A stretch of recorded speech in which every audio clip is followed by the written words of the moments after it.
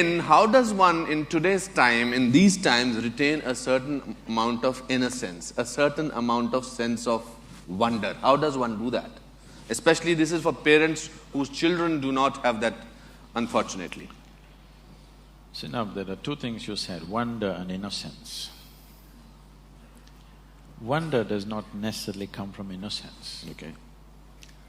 See, for example, science, modern science, has done phenomenal amount of exploration. They've gone to places, they've gone into things that we would have never thought possible, all kinds of things. When you were a child, you definitely looked up at the sky, isn't it? Absolutely. Did you ever count the stars? I used to do that in Simla, there was nothing to do. How far did you go? Oh, no, nothing. I could not go beyond 100 or 200. So I meticulously sat down on the terrace, counting, trying to make, segments of the sky and trying to count. I've gone up to 1700 and then you get mixed up. What was there is not there, what was not there has come, it gets all mixed up. But today, that itself was wonder. 1700 just blew my mind. Today scientists are telling you there are over 100 billion galaxies, not stars, 100 billion galaxies. So as you explore, as you know, the wonder will increase because you realize the nature of the existence, then wonder will just explode. Scientists are so freaked now, they don't know where to go, which direction to go because wherever they look, it is looking deeper and deeper than ever it was. Something as simple, just on your facial skin right now, there are 18 billion organisms. Do you know this? Don't imagine them, they're actually there. But you can't see them, that's good. I'm saying as we look closer at life, it's just exploding into wonder.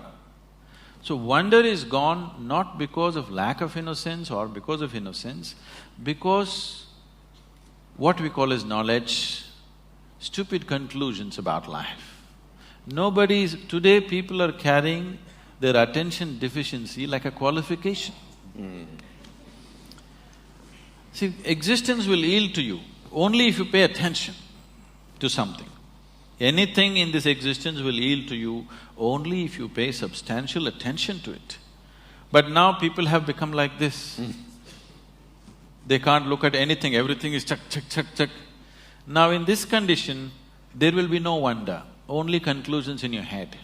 There is no perception, there is only, monologues going on in your head. There is no perception. If there is perception, all noise in your head will just stop. If you're looking at something absolutely beautiful and engaging, everything stops. Why people are enjoying your cinema is just this, you switch off the lights, they focus on the thing for those whatever few minutes or 90 minutes or whatever, their usual monologues are gone, something else is happening. They don't know what's the next scene or whatever which keeps them on. But the important thing is their attention is engaged continuously, which makes them feel something has happened to them today, going to the cinema hall. If you just keep the lights on, you will see cinema will not be effective. Or if somebody is talking to them, it'll not be effective. They just sit there like this. It is the attention which is making the difference. It is not what's playing on the screen. It is what is playing on the screen is instrumental in grabbing the attention. But it is the attention, continuous attention, which is making the experience of being there. So, this is a rudimentary form of meditation. It's called dharana.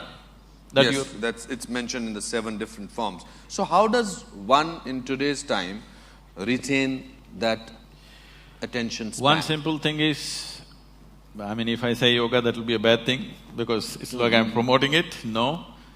Everybody must do something about themselves.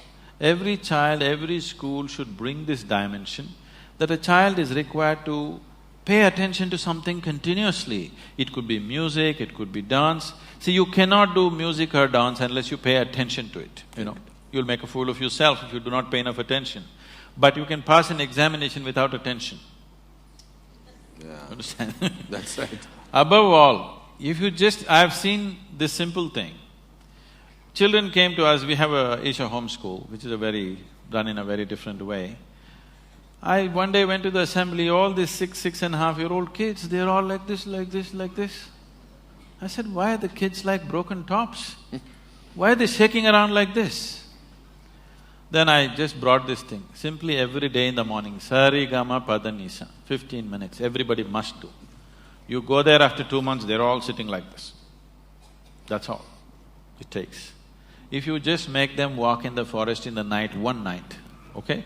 In the darkness, you just make them walk, you will see they will become like this. Their ability to pay attention will become like that. Their sense of wonder will explode.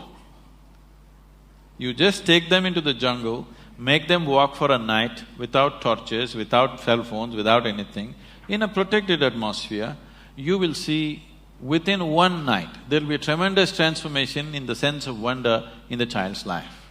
But we are making them physically incapable of these things. Sitting just in front of the computer, they're becoming physically incapable. When physically it hurts, they will protest, they'll not do anything. So it's something that parents must take care of. Bringing up your child does not mean just sending him to school and getting marks and grades and nonsense. Your child in body and mind should grow up to full capabilities. That is when it will manifest in his life as success. Just marks will not manifest as success.